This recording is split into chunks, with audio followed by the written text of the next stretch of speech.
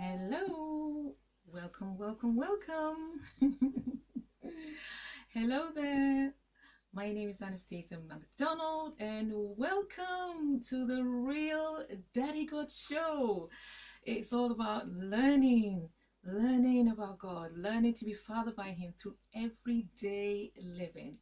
Guys, it's an amazing privilege to be fathered by the God of the heavens and the earth, the one who created everything and all of us, really, to be fathered by Him. But anyway, today is not about talking about, being fathered by God. Good afternoon, Charles.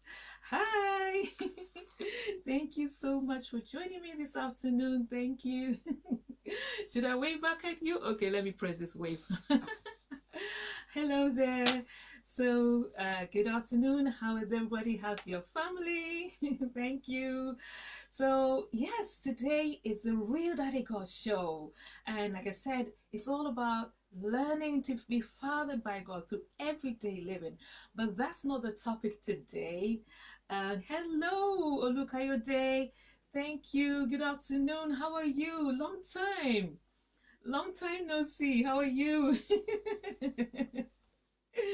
It's the Real Daddy God Show.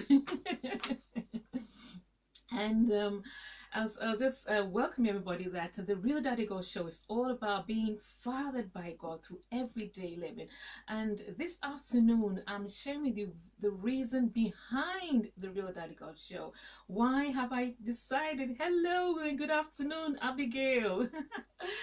Thank you for joining me this afternoon, and it's such a privilege. Good afternoon, Lizzie. Hello. Hello there, lots of waves coming in. Good afternoon. I think I'm going to hold back my welcome. Good afternoon, King Paul, all the way from Nigeria. Thank you for joining me. How is your family? How is the little girl? Thank you. So I think I'm going to introduce myself again. So it's the Real Daddy God Show, and we are learning to be fathered by God through everyday living. But this afternoon is not about the learning about God. It's about me sharing with you the reason why I'm taking this bold step with my knees knocking to start this Real Daddy God Show. And so the reason behind it. So last week I started with a topic, access denied. And I'm not going to repeat myself. I'm going to rehash this a little bit so that we can continue. So hello, Anne. How are you, Queen Anne? Edison, how are you? How's the family? Thank you, Anne, for giving up your time this afternoon to be with me. So anyway, last week I started by sharing with you my experience of being born in the UK. To obviously to African parents who come from Ghana. I share with you the experience of growing up in a foster home, being fostered by a white foster mother. Hello, Vivian. Hello, Queen. So being fostered by a white mother, and then my parents obviously separated. And so what happened was my mom returned to Ghana, and later on we found ourselves on a plane. So myself and my two siblings at the time on a plane. Yes, good afternoon. Oh, good afternoon, Mary.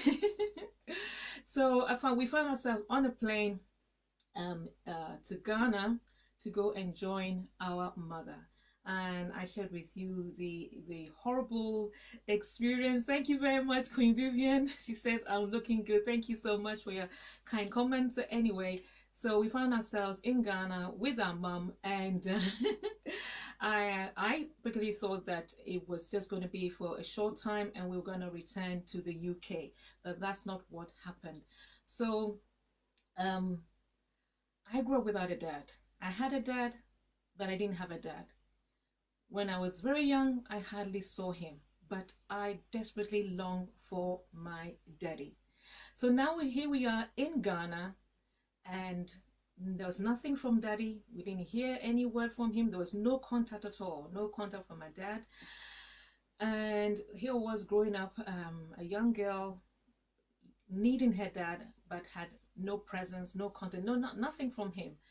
And it was not easy. So I share with you that in secondary school was the most difficult of the period, and because it became quite challenging and very traumatic, because especially on Saturdays when parents will come and visit their children, especially their dads will come and visit their children, there was no daddy to visit Anastasia.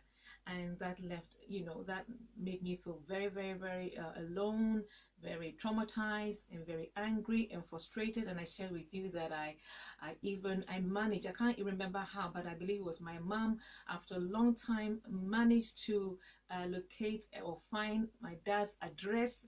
Hello, Sheyi. Oh, good afternoon, Sheyi.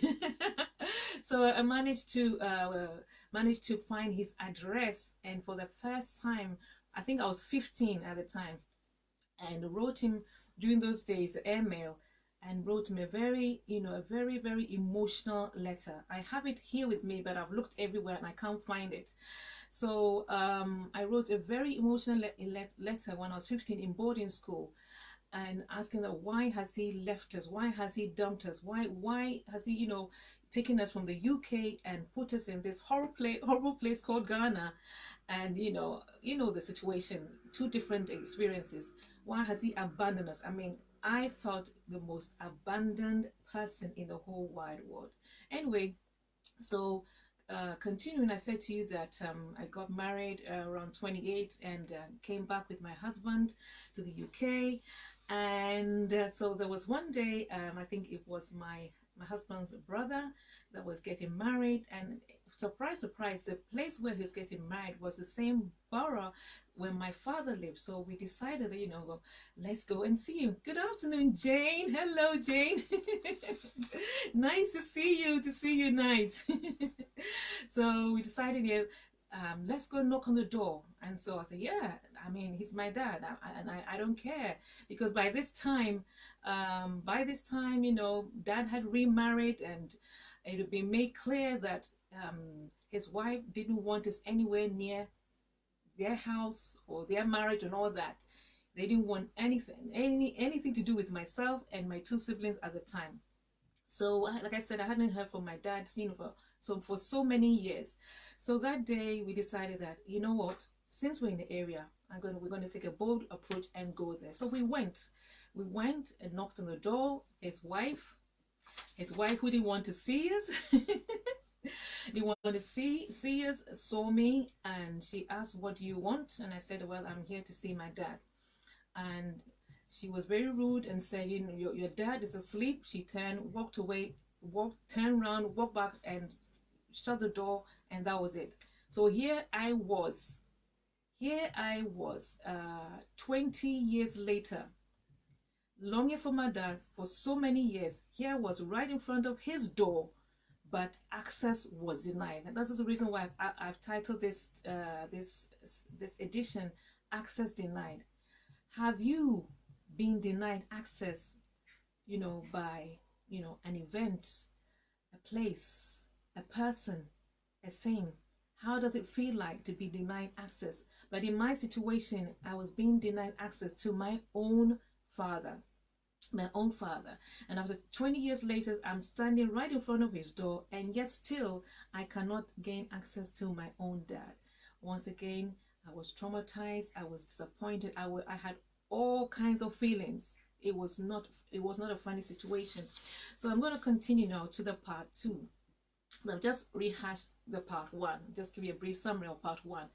So anyway, good afternoon, Queen Chiwe. So we walked back to the car and went back home, feeling deflated, angry, you name it, all those kind of feelings that, oh my gosh, after coming this far, still I cannot have access to my own dad. So anyway, good afternoon. So anyway, I prayed. I began to pray. By this time, I was a Christian. I became born again between the age of 19 or 21. I can't remember. But I began to pray and ask God. At that time, he was God. Ask God that he would touch the heart of my dad, so that he would call me and speak to me. And I can't remember how he got my number. I think it was my mom. This has been a long, long time, you know. So anyway, there was one day, one afternoon, beautiful people, the phone rang.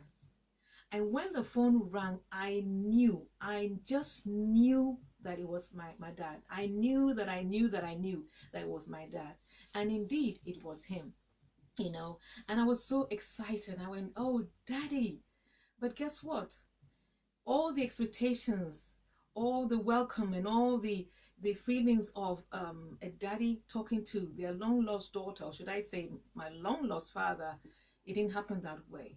What happened was what his first response was, yeah, so you had the impudence, you know, to write to me. We're talking about secondary school. Remember that? You remember the email? You'd have to watch the first edition I did last week to get the full picture. But so his response was, so you wrote that letter, right? You wrote that letter to me. It wasn't like, hello, my daughter. Oh, I've missed you. Sorry, I haven't been in your life. It was straight to that letter that you wrote. So what was all that about? And how come you spoke rudely to your mother, meaning his wife, meaning my stepmother? That's how he started. And it was so disappointing. Can you imagine? You haven't spoken or seen your dad for 20 years, and then you manage to get him on the phone, and the first thing he begins to talk about is himself and his wife. It's nothing to do with the daughter that he gave birth to, that came out of him, that he hasn't seen for 20 years. Nothing of that. He went straight to about him and his wife. I was so disappointed. So the conversation was very short, and I put the phone down, and that was it. And so again, I'm being denied true access to my father. At this time, what do you do? How do you think I felt? What was going in me? What's my perception of my dad? Good afternoon, Queen. Oh, sorry, King Yomi. Good afternoon. It's the Real Daddy God Show, and we'll continue the part 2. And yeah, so the phone was down, and here I was just thinking, you know, is this daddy God thing, is it going to get better? Am I really going to have this daddy? All the dreams that I've had for this long while to be united with my daddy, is it going to happen? Anyway, so to fast forward, after much perseverance and focus, because at this time I didn't care whether his wife knew that it was me calling or not. One day he picked up the phone and called me. So he called me, and we began to talk. But unfortunately, the conversations were not about us. It was not about a dad that wanted to be reunited with their daughter. It wasn't a dad who had missed the daughter. It was a dad who now began to complain about what happened between my mom and him. And to be honest with you, beautiful people, sometimes the conversation could continue, not the conversation, the complaint could continue sometimes 3 hours. I'm not joking. And before God, this daddy God, before God, it would go on and on and on, and he would talk about what my mom did to him and this and that, and it would go on. And because obviously I wanted to be reunited with my dad, I would stay on the phone and listen to him and listen and listen. And sometimes I would end up, you know, nodding asleep and you know, wake up again and to hear him still talking. So this is what continued with my dad. It wasn't a reunion. It wasn't a restoration between a father and their daughter. It was just a line of complaints. So this is where I was with my dad. And now to be on, let's say, the good side, it did get to a time where on 3 or 4 occasions, he managed to send me birthday cards. So we progressed, even in spite of all this complaint and all that. He managed to remember my birthday, and then I managed to get 4 birthday cards, and then some check in the post. And through a lot of persuasion, I managed to get him to come and visit me. I can't remember whether he's been to where I live at the moment, but through a lot of persuasion, Every time I will bring it up, when are you come to visit, he will bring up his work. He will talk about his work, his work, his work. Which kind of dad will put their work before their children, especially if you haven't seen your children for so many years? Why would you do that? Why would you put your work? I understand that you need to work, but isn't your daughter precious to you? Are your children not precious to you? Children that you haven't seen for 20 years, wouldn't you want to catch up on their life? Wouldn't you want to know what they've been up to? Wouldn't you want to know what has been going on in their life? Wouldn't you want to have a conversation with them? Wouldn't you want to restore and bring back something between the two? But no. So I've been back in the UK for 26 years, and I've only seen my dad, I think, either 3 or 4 times. And I've only spoken to him, I would say, roughly about between 10 or 12 times. That's it, in the 26 years that I've been here. Now this is not about pointing fingers at my dad. It's telling you the reason why the real Daddy God show is being given birth to. The reason why I've launched it, the behind the scene, the real Daddy God show. So anyway, to fast forward, I told you that I was born again Christian, and I began to pray some more about this, what was going on. And you know what? I came to the conclusion that, you know what? This, your daddy, does not love you. You just got to accept and get to that conclusion that your dad doesn't care about you. So the earlier you embrace that truth, the earlier you accept it, the more you'll be able to get on with your life. So I came to the conclusion that, okay, this dad does not love me, neither does he love his other children. So anyway, to move on from there, hello, Queen Eufoma. So to move on from there, there was a friend that called me out of the blue one day and said, there's something called the Fathers Conference that is happening where I live. And when she told me about it, I didn't want anything to know. Okay, let me just pause here. Queen Judy says, permit me to say, please, Queen Anastasia, my guess is that your dad was transferring his anger towards his children.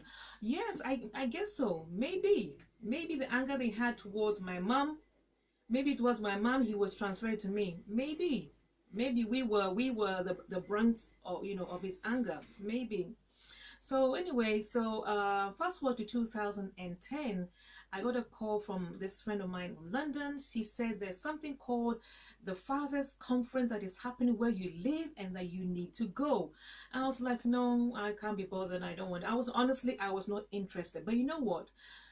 This Daddy God used her. She did not let me go. She went on and on and on. She said, Anastasia, you need to go to this conference. And like I said, the conference was, about 15 minutes away from where I live. And she went on and on. So I relented and I went to this Fathers Conference. Beautiful people.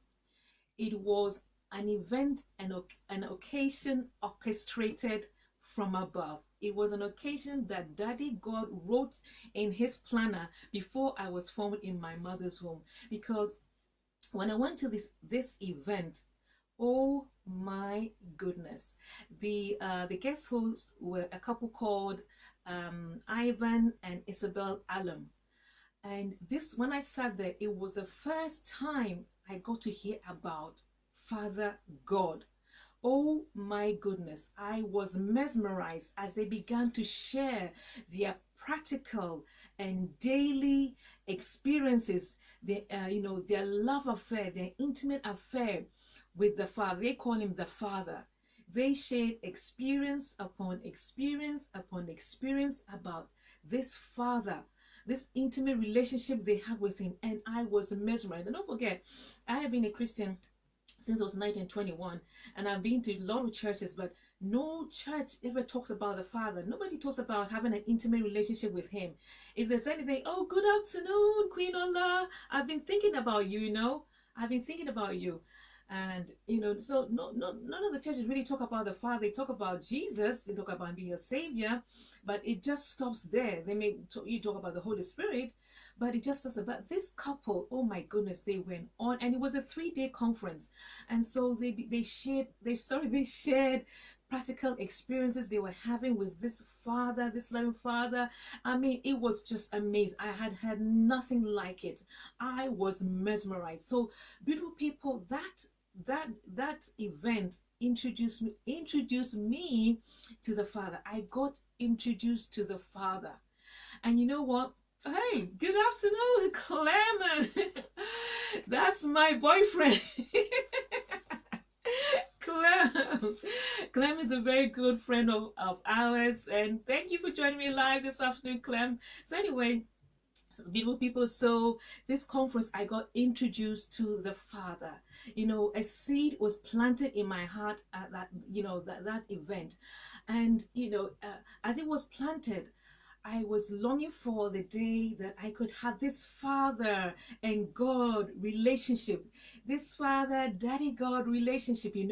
So a seed was planted, but it was planted. It hadn't grown yet. So anyway, to fast forward from there, then Daddy God led me to Joseph Prince. I don't know whether you know of Joseph Prince. I think where's he from? Is he from Korea? I think he's Korean. And he has a church in Korea, a very beautiful church. And anyway, so in 2015, Daddy God introduced me to Joseph Prince, and he was the one that I got to hear calling God Daddy God. And you know what? Immediately I heard Daddy God, I just caught onto it. I was just captured by this Daddy God. I just love the idea of Daddy God.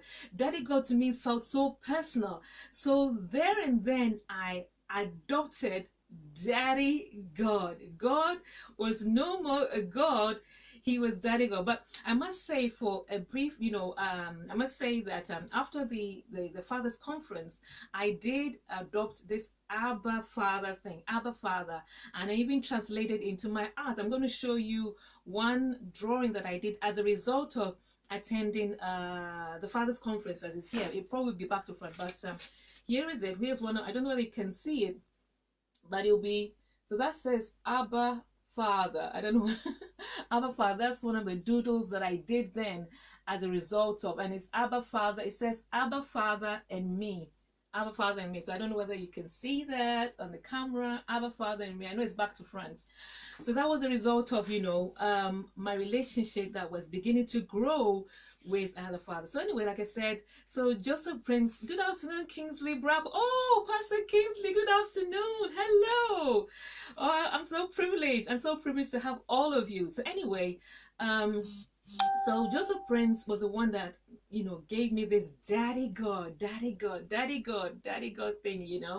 And so I sat under Joseph Prince for almost 1.5 years to 2 years, and so the Daddy God thing began to grow. It began to grow, and it began to grow, and it began to grow, and so until one day I was on the internet and I bumped into Dr. Sunday Adelaja. This was August 2016.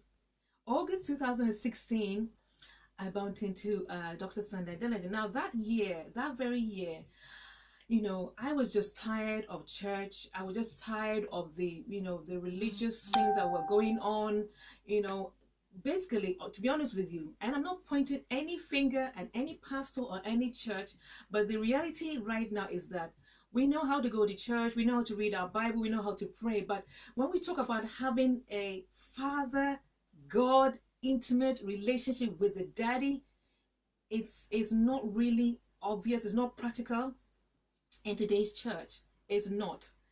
If you talk about Jesus, if you talk about all night and all that, you can see that going on. But to really seeing visibly, the daddy God thing is not, I don't see it. And a lot of you know what I'm talking about. A lot of you Christians know what I'm talking about. So anyway, so I bumped into Dr. Sunday Delaja, and by this time I had prayed. I was so desperate. I said to God, I said to, God, Daddy God, that God, please, will you introduce me to somebody who has a practical, dynamic relationship with God, somebody whose life is like God. I don't want to hear or see any preacher who is charismatic and talks about God. I've seen that. I've seen it, and I bought the t-shirt. I don't want it. It's not doing anything with me. I want to see somebody who has this practical, dynamic relationship with the Father, with Daddy God. And I remember praying this in fervently when we crossed 2015 to 2016, so like I said, fast forward to August, and I bumped into Dr. Sunday Adelaja. And at that time, the job that I was doing had come to an end, and I was just wondering where my life was going.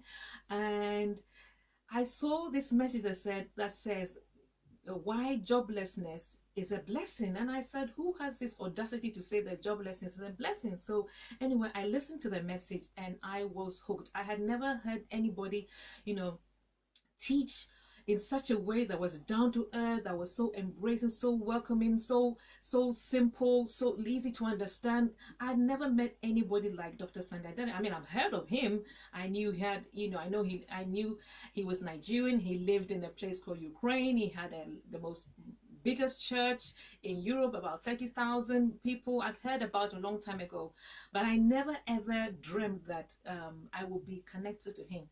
So anyway, so I listened to him, got to hear a lot of his messages. I was hooked onto his messages.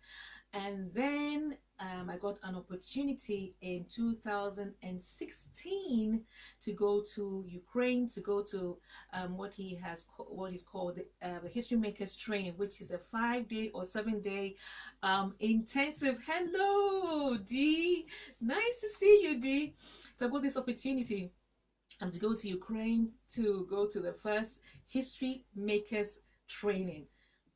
I beg your pardon me, History Makers Training. And it's intensive, really intensive, and bringing out all your personal development about God and life skills. And it's just amazing. If you haven't been to History Makers Training, I strongly encourage you to go. Your life will never be the same. What I am today is a result of sitting under Dr. Sunday Adelaja. Anyway, so still talking about the reason why behind the Real Daddy God Show. So I got to meet him finally, Dr. Sunday Adelaja, in January last year, 2000 and was it last year? No, I think January last year, 2017. Yes, I went to see him, and I was totally blown away. This man is so accessible. He's so kind, so warm, so friendly. Like I said before, he has a 60-bedroom mansion, but only lives in 1/10 of that mansion. 9/10 is open to every one of all of us who want to come and visit. If you want to stay there for a year, you are welcome to stay there. So the 60-bedroom mansion is not a show-off. No. He built it so that people could come and be mentored, could stay with him and be mentored. That's the kind of person, Anyway, so when I went to Ukraine the first time, I was blown away when I arrived there. The way he welcomed me, the way he went on his knees, to welcome me. I mean, no man of God has gone down on his knees for me. When I went there, he went down on his knees and he says, "Welcome, Anastasia, to my home. This is your home." I've never experienced anything like it. And hello, good afternoon, Patience. All the way from Wales. Hello, nice to see you. Thank you for joining me this afternoon. So, no man of God has gone on his knees for me, but he went down on his knees, gave me a hug, made me feel so welcome. I mean, it was I was just totally blown away watching how he lived his life in that house. Like, I had never seen anything like it regarding any man of God. you know. So 2017 I went to Ukraine 4 good times. By the grace of God and by the lovely, what do you call it, of my husband, I managed to go there to Ukraine 4 times, and I got to see how Dr. Sunday Adeleja lives. He is a father. I've mentioned it before. He's a father of all fathers. He's a pastor of all pastors. He's a teacher of all teachers, and he's a mentor of all mentors. So anyway, I got to see him, to me, as Daddy God. He was the expression, the slight epitome of Daddy God. I mean, you know, when we're there, I mean, you had access to, you know, his living room. He would sit with us, because I was the only person there, and obviously other people live in his house. So you sit with him, you would chat with him, he would, you know, ask you questions. The DSA is so down to earth. He's just like a father. He would spoil us with knickknacks, chocolate, sweets. He would always ask the people to bring us, what do you call it, the table will be laid with biscuits, sweets, drinks, you name it. He was always pampering us. And that's not to say that, you know, he, as a mentor, you know, he mentors you well, you know, but he just makes you feel so loved and so welcome. He is indeed a father of father. And so I really got to see the heart of Daddy God in the flesh of Dr. Sunday Adeleja. I mean, meeting him just took me on a different level. I believe that this Daddy God, okay, prepared Dr. Sunday Adeleja for me. He knew before I was formed in my mother's womb, before he formed me in my mother's womb, that I was going to go through what I was going to go through, but he was going to make it good. And that's why I say that, you know, your greatest pain can become your greatest blessing. It can become your greatest ministry. And yes, I'm here sharing with you the why behind the real Daddy God show, because I got introduced to the real Daddy God. I saw it, you know, at the conference, at the Father's Conference, and I also saw it through the life and lifestyle of Dr. Sunday Adeleja. Actually, in the last year, in the month of August, I stayed the whole of August with Dr. Sunday Adeleja.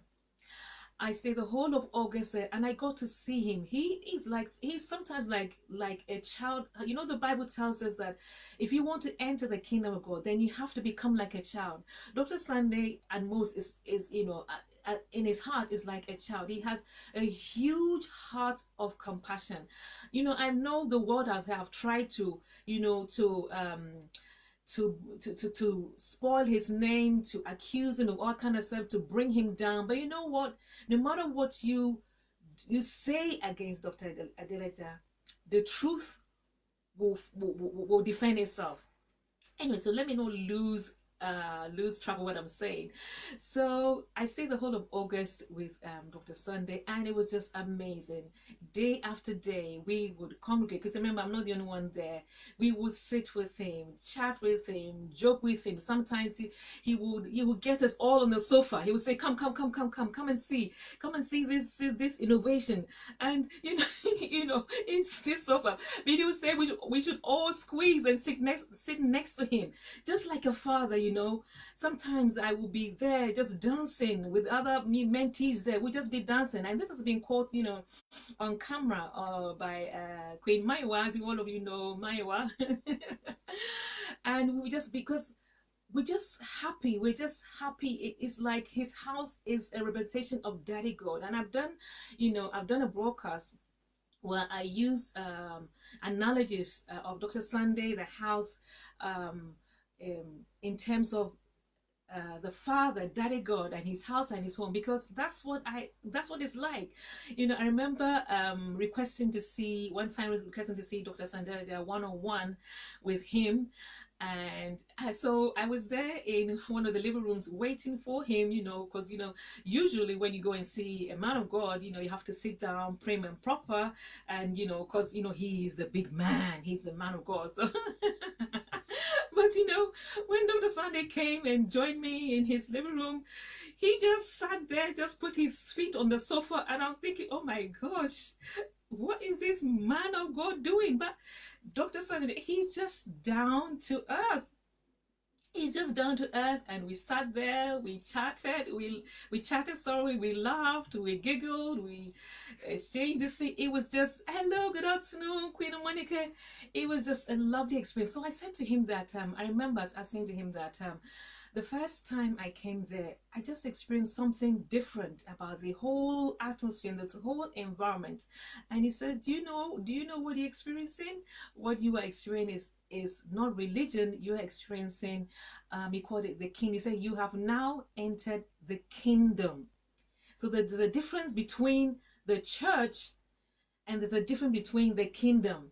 You know, people go to church and do all kind of things. We can be very religious, but the kingdom of God, the Bible says that it's sort of righteousness, peace, and joy. And God, honest to you, is the first time that I've been in a place and I've encountered such peace and such love and such, I don't know, it was, you can literally feel the presence of God in Dr. Sanders' house. Now, am I saying that his house is perfect or everything's perfect? No, there's no perfect. But you and I carry the presence of God, and we're all learning. We're all learning to manifest His presence. But Dr. Sanders, because of his degree of relationship with Daddy God, it's more palpable. It's more you feel it more when you're when you're with him. So anyway, so I would look at this guy and said, oh my gosh, so this is what it means to be with Daddy God. This is what it means to be in the Father's house. This is what it means to be a child of God. This is what it means to relax. So here I was beginning to feel compensated for all the years, because don't forget, for 20 something years I have been denied access to my very own Father. And here it was in HD, in high definition. Here I was, because Daddy God is not going to come down. You know, we are the ambassadors of Daddy God, so He wants to express Himself through us to the world. And so here was Dr. Sana Deleja expressing the Father's heart towards me and making me feel so welcome. Honestly, I felt like a little girl in their daddy's house. I've enjoyed every of those 4 times I've been there, and it's just totally amazing. And I want to strongly encourage any one of you out there who has not been to Ukraine to do all you can to go there. They have, you can go any time of the year, but he holds something called, which I've said before, History Makers Training. I think it's 3 times a year. The middle years for the teenagers, but in January, or 4 times a year. But anyway, I think one is in January, another is in either March, April. There's another one, I think June, August. That one is for the teenagers, and then there's the last one in November. So I would watch this guy and said, oh my gosh, I honest to Daddy God, I've never met any a man of God that is so humble, down to the earth. You can call DSA, I can message DSA right now and he will reply me. I have not had that with, the normal way to go to a man of God is you have to go through protocol. You have to go through protocol, through another protocol. Good afternoon, Lowly. You have to go through another protocol to another protocol. Forgive me if I don't pronounce your name properly. Before you can have access to the man of God. But DSA is just like the Father. What does the Bible say in Ephesians 2:18? We have free access to the Father. It doesn't matter whether you're a Jew or you're Greek, you're Nigerian, you're Ghanaian, you're poor, you're rich, you're lame, you got one eye, there's something, you're disabled. It doesn't matter who you are, the doors are wide open. Wide open.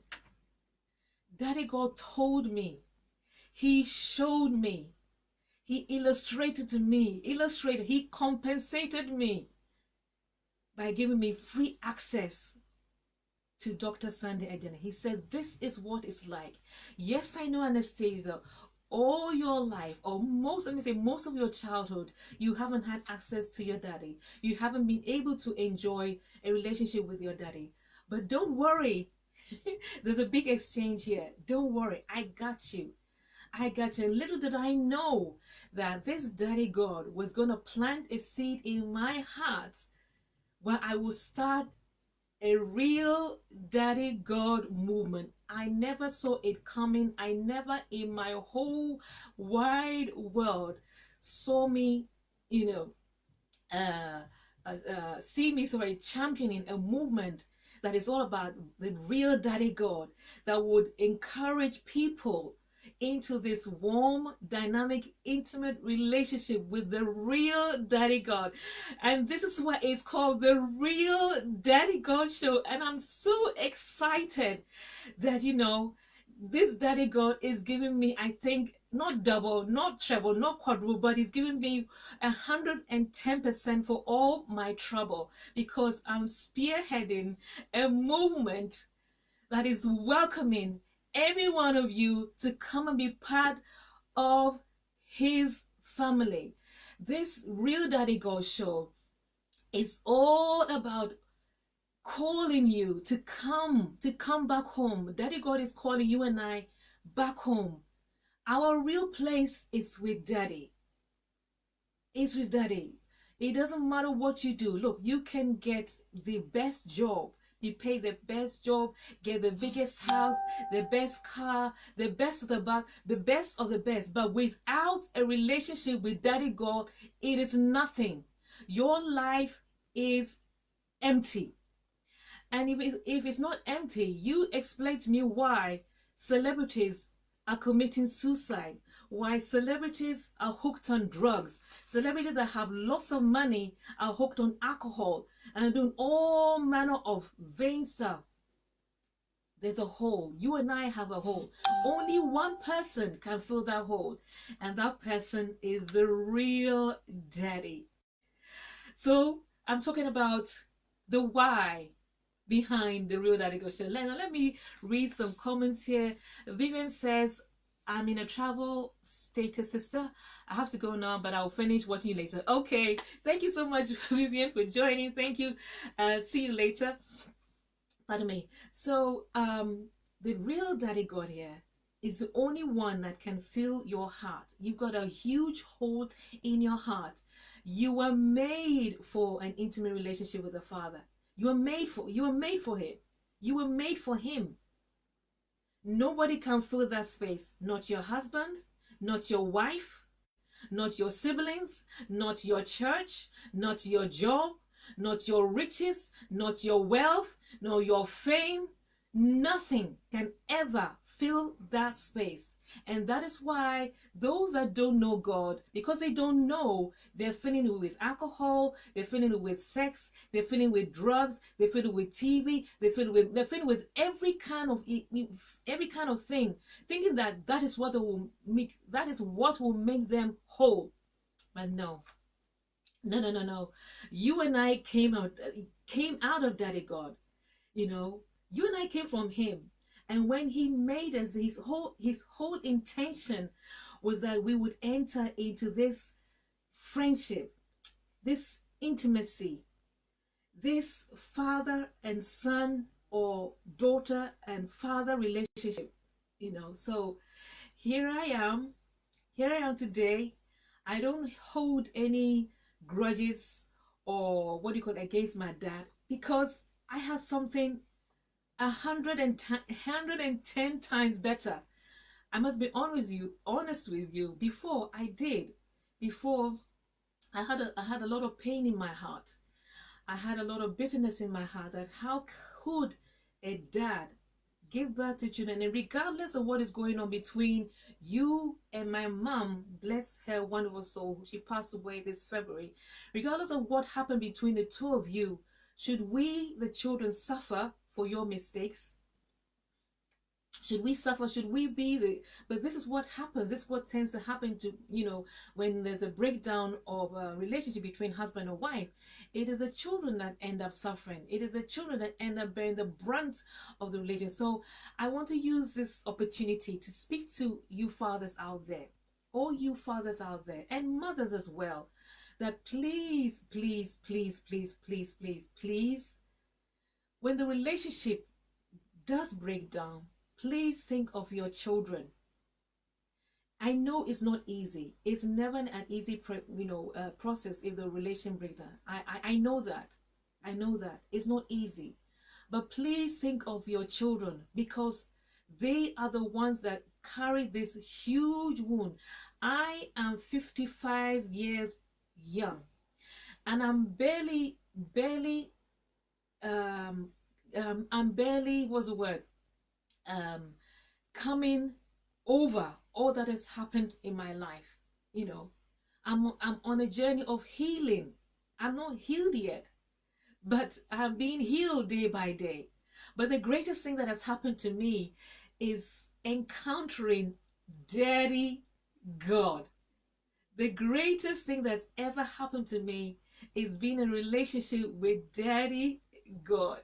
I love my Daddy God. And the Real Daddy God show is all about learning to be fathered by this amazing Daddy God, beautiful people. Before he created you in your mother's womb. He knew you. He knows all about you. He knows all about your situation. He knows all about the good, the bad, and the ugly. And he has a plan for your life. He has a plan. It doesn't matter what has happened. He has a plan for your life. He's got everything sorted. And the best thing that could ever happen to you is to enter into that relationship with the Father through Christ Jesus. The Bible says that he is the way, the truth, and the life. And if I can put it into modern terms, Jesus is the one that holds your hands and says, hello, let me take you to the Father, because he's the beloved Son. He's the beloved Son. Who else better to take you to the Father? Who else better to take you to the Father? So in simple terms, coming to Jesus and saying that, I've been trying to do things, I've been trying to live this life my own way. I give up. Lord Jesus, you just take my life. Just take my life.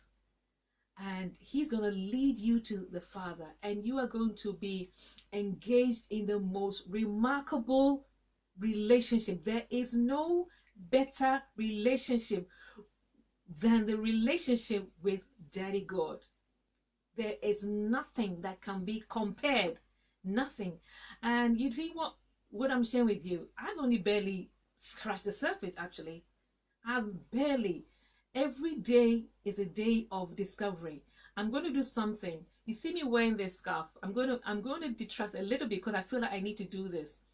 I'm wearing this scarf. I'm going to take it off.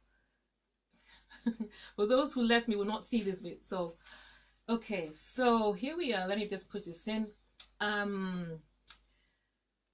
What can I say about Daddy? On Thursday, I went in to have surgery. This is, I don't know if you can see it, there's a plaster here. I had an abscess, I don't know whether you know, it's like an acne or pimple that gets infected. It happened, it started 2 years ago, and it was like a small pimple on my chest, and it began to grow slowly. I went to the GP. Hello, Bimpe. I went to the GP and told them about it, and they said, not to worry. It either stay there or go away. But as the days and the months carried on, it started growing. It started growing and growing and started spreading. So it's a cyst for all of you. It's a cyst, and it started growing. So and I was becoming quite concerned, and it started hardening. Becoming hardened. When you touch it, it was very hard. I mean, it started growing. And so on Wednesday, when I woke up with a very painful, a lot of pain around in the area where the cyst was. And I noticed that it has swollen. So I said to myself that, you know, I've got to go to the GP. I didn't have an appointment. I just drove myself at 8 o'clock and told them what had happened. So they booked me in to see the GP. The GP took a look at it and said, we need to refer you to the emergency surgical unit. And so 9 o'clock, I drove to the hospital, went to the emergency surgical unit, and indeed they said yes, it had been it was infected, and it needed to be drained. It needed to be drained. The whole thing that was in the skin, in the skin and under the skin, needed to be drained and scraped. Everything needs to be scraped, you know. So, and now I'm telling you, I wasn't planning to say this, but I feel like I need to share this because Daddy God is so good. He is my father. So anyway, when I got to, it was a very, very long wait from the time of registration to, so I got to the surgery at roughly 10:15, got registered. By the time I saw the doctor himself, it was around about 2:30. It was around about 2:30. I saw the doctor. By the time I got into, yes, so I saw the doctor around 2:30, and then the doctor said that I wanted to do have it done under local anesthesia, but he said that it can't be done because if he does it under local anesthesia, it's gonna hurt me so bad that, you know, my life was never going to be the same. I have to go under general anesthesia. I have to go under general anesthesia, and you know, the thought of me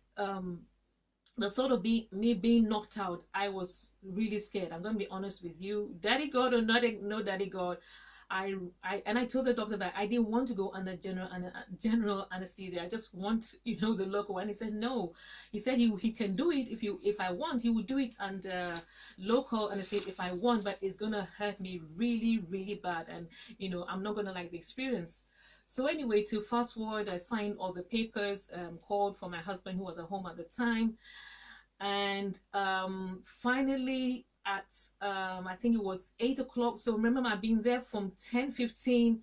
It was finally around 8 o'clock that I was wheeled into the theater to have it done. And as I lay on that theater, I was just, you know, just speaking to Daddy God, that Daddy God, please be with me, be my encouragement, be my strength. Daddy God, I'm scared. In fact, as they were taking my blood pressure for the umpteenth time, the how do you call them, the anesthetist could see that I was scared because my heart was, you know, my heart was racing on the monitor. Was racing on the monitor. Anyway, to cut long story short, I was knocked out. By the grace of God, because I'm here on the camera, I woke up and it was all scraped out nicely. Now the best bit is here, we take things for granted, people. We take things for granted. Anything could have happened whilst I was under the anesthesia. Something, life, sometimes complications happen. People go to theater and they don't come back. But guess what? I noticed that this doctor, I noticed something peculiar.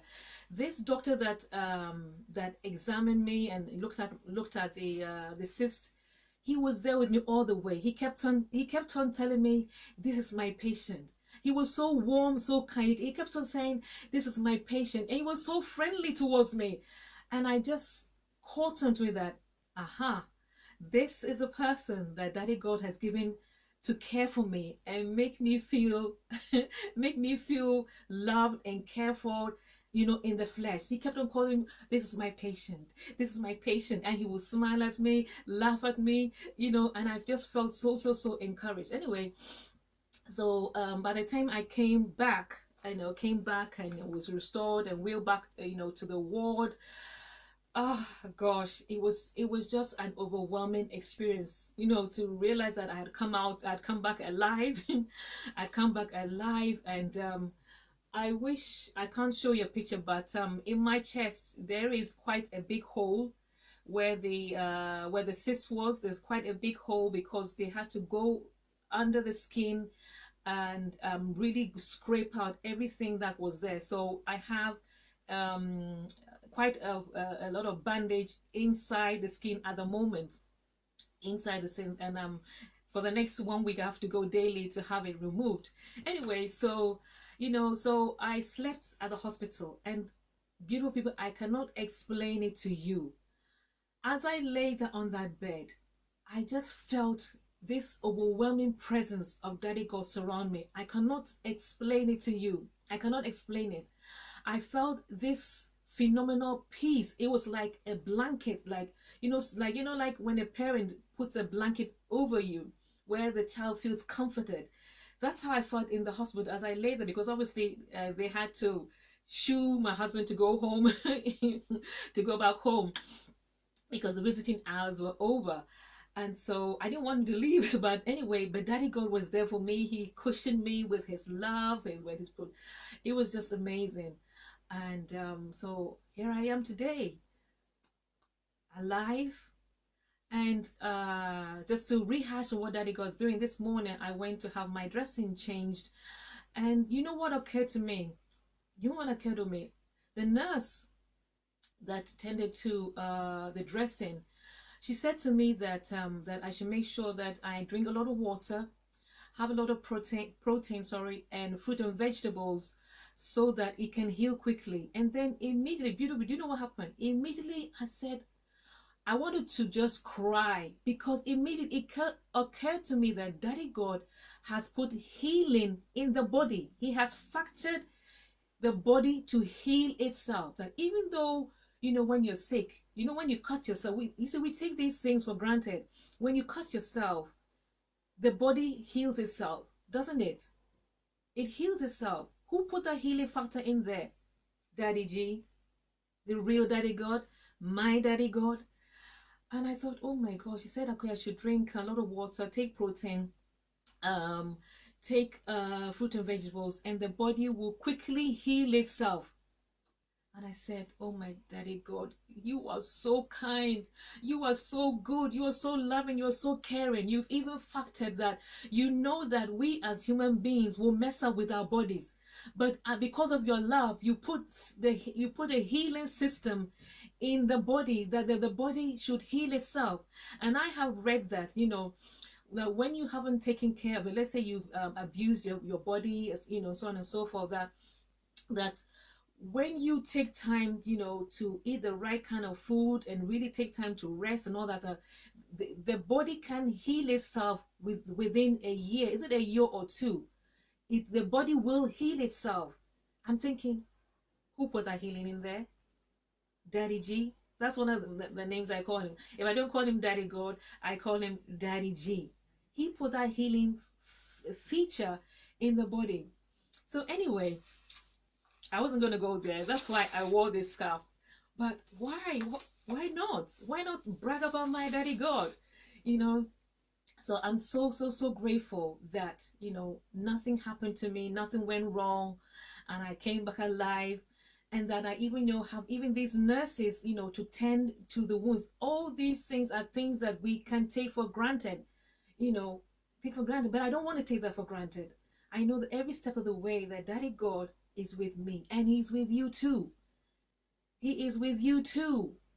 He wants to develop a practical, intimate, daily relationship with you too. One that is unique with him. The way he relates with me is going to be different from the way that he relates with you or to you.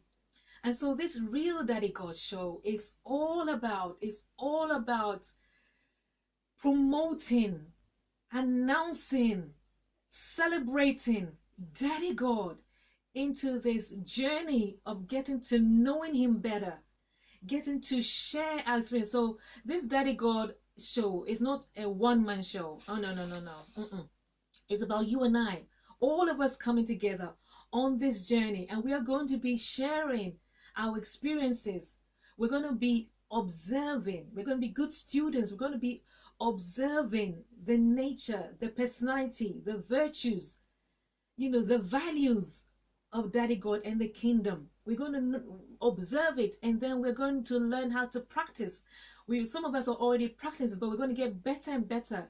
And as we share our stories, all of us are going to get stronger. You know, there is strength in community. There is strength in unity. So as we share our stories, the Bible says that, what's that scripture that says, iron sharpens iron? Yes, iron sharpens iron. So what you share with me would sharpen me, and what I share with you will sharpen you. So this is going to be done through quotes, through videos, through interviews, through book reviews, through what I see outside. Yeah, and it's a community. So this is what the Real Daddy God Show is all about. And I am so excited that my access denied of, of not being allowed to see my dad. And actually, up to date, I cannot, if I wanted to go and visit my dad, I cannot go and see my dad. I can't, because of his wife. I cannot say today, you know what, I miss my dad, so I'm going to drive to his house and go and visit him. I don't have that privilege. I cannot do that, because his wife does not let that happen. So you see, some of us don't have free access to our dad.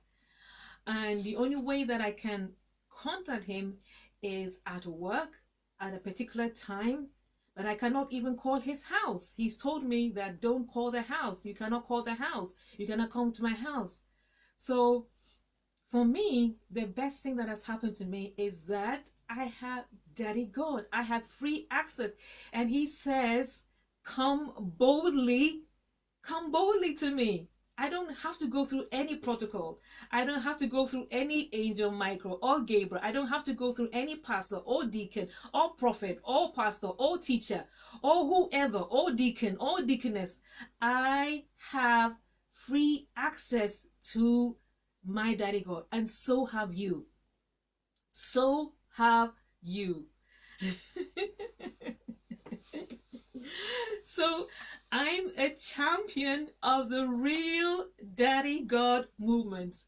I am a daughter of the Real Daddy God, and it fills me with so much joy. And this is your story too. I share this to encourage you out there. I don't know what your trauma has been. I don't know what your pain has been. I don't know what has been shut in your face, the doors that has been shut in your face. I don't know. I don't know what situation where you've been told no, no, no, or it says access denied. You cannot have access. I don't know what has traumatized you. I don't know what has filled you with pain. I don't know what has filled you with sorrow. I don't know what you are dealing with, but I do know of a Daddy God who can turn your greatest or your deepest pain into your greatest blessing or ministry or calling or whatever. I do know a Daddy God who can turn your darkness into light. I do know a Daddy God who can turn whatever you are facing, can turn and launch that into something great for the world. You can become a healer for the world. Your story can bring so much healing to somebody else. So what I would encourage you, that whatever you may be going through, whatever you may be dealing with, is talk to Daddy God about him. Let him direct you. Let him speak to you. And like I said, if anybody had told me years, 5 or what, if anybody had told me I'll be doing what I'm doing today, even the fact that I'm in front of a camera is a whole testimony on its own. And I've talked about this before, because I used to be a very quiet, intimidated, shy, trembling. I don't talk. I don't do in the front, come in the front stuff. Daddy God has brought me on a long journey. I've come a long way, and that is why I feel so proud about Daddy God. He can change your darkness into light. The things that nobody knows about, the things that you cry in your corner, he knows about it. But perhaps that thing that you are crying about, that thing that you don't want anybody to know about, perhaps that very thing is the very thing that he wants you to hand over to him, so that he can turn it into an amazing testimony. And you know what? My daddy God, he is the master strategist. He is the, I beg your pardon, he is the master recyclist. He knows how to recycle all your junk and turn them into treasure. You and I, he's an expert in doing that. You know, so I don't know how long I've spoken for, but this is the Real Daddy God Show. We're learning to be fathered by God. My name is Anastasia Macdonald. I hope you've been encouraged. Yes, Wimpe, he knows everything. Oh, yes, he does. He knows everything. He knows all the things that you've never told anybody about. He knows especially those things that you cry in the secret place that you may have not told your husband, or you, the husband, may have not told your wife, or you, the child, that may not have told your mom, or you, the child, you may not have told your daddy, or vice versa. Whatever it is that you haven't told, he knows about it. And what he wants is that you would come to him and talk to him. You know, he's not going to judge you. He will never judge you. He will never put you down. Never. That's not in his character. It's not in his nature. It's not in his personality. He does not talk down on people. He's the one who lifts people from the dust, and he sets them as kings and queens. You know, he loves to live, because actually that is how he sees us. We are kings and queens. He has crowned us with glory and honor. That is who we are. We are Daddy God's children. You know, he loves to put us on a pedestal where situations and people love to pull us down and tell us that we are nothing. And trust me, I know what it is to feel like, I'm going to say it. I know what it is to feel like shit. I'm going to say it. I know what it is to feel like a nobody, like nothing. But now I know what it is that I am. I, Anastasia Macdonald, I am to be respected, to be celebrated, and to be honored. And the reason why I am to be celebrated, to be respected and honored, is because my daddy God respects me. He celebrates me and he honors me. And I do that to myself. I don't wait for anybody to do that, to respect me and celebrate and honor. I do that for me. Whether you choose to respect me or celebrate me or honor me is neither here nor there. I need to start that with myself. When I know how to celebrate me, respect me, and honor me, then the world will respect and celebrate and honor me. That's how it's done. So you and I need to believe in what Daddy God says about us. He says that we are kings and we are queens. He says we are royalty. He says we are children of the Most High. He says we are jewels, we are diamonds. He says we are priests. He says we are many gods. And it goes on and on and on. And believe me, beautiful people, I am learning. That's why it's learning to be fathered by God. Because basically what happens is that when you haven't been fathered by God, you have an orphan mindset. Your whole mindset is orphan. Your whole outlook is an orphan. And so now you have to begin to renew your mind. No wonder Daddy God is so desperate for his children to have our minds to be renewed. You know, we need to upgrade ourselves, because you know Daddy God is big, he's high, he's deep, he's wide. And the way he sees us is phenomenal. Our Daddy God don't make trash. He doesn't make junk. You and I are beautifully and wonderfully made. You and I are special species. We have been uniquely made. And so it is up to us to get into his word and to believe what he says about us. If he, the King of Kings and the Lord of Lords, made you and I, then we cannot be trash, because he owns the whole world. All the diamond, all the gold, and everything in between, it belongs to him. So he cannot make trash. It doesn't matter what the world says to you.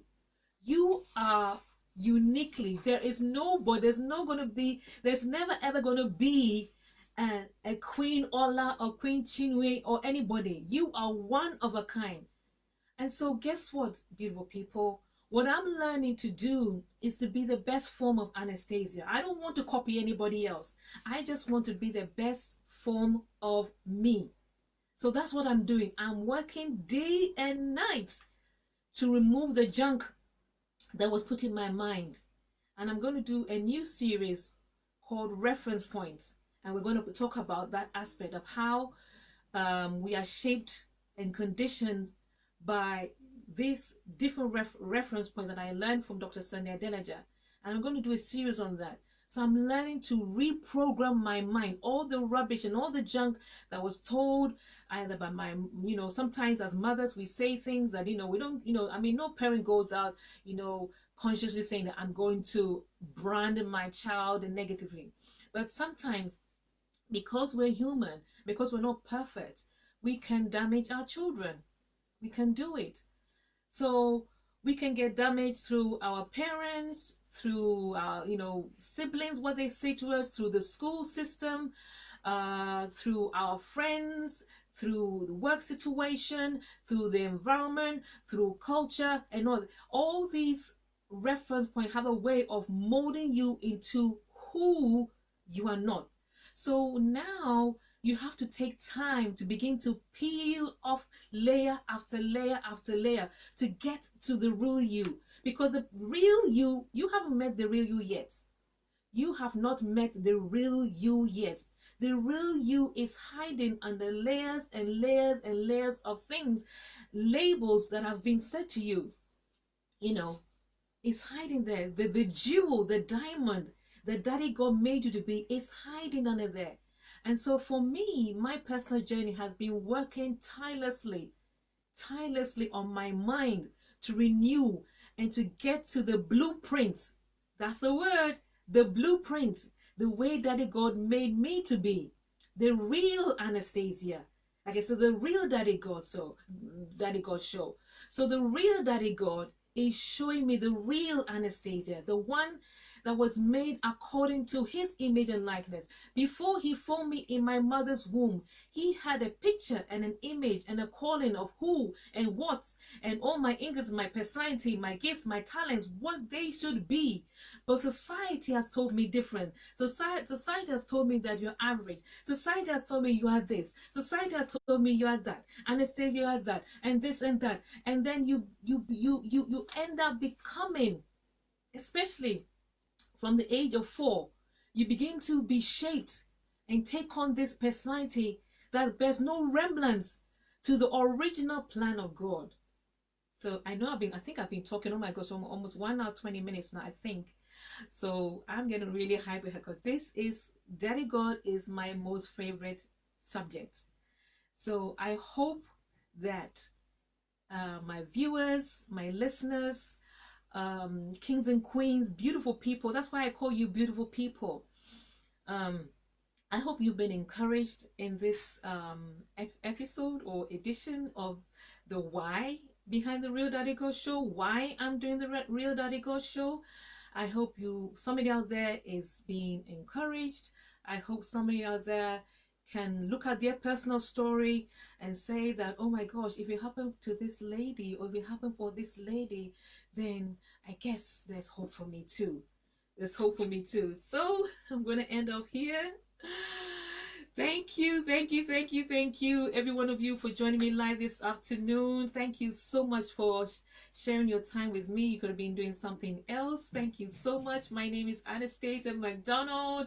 I am the daughter and the queen of the Real Daddy God, and I am spearheading what I've called the Real Daddy God Show. And I'm inviting all of you to be part of this community, where we can all learn together to see how Daddy God is fathering us. So thank you so much for your time. Thank you.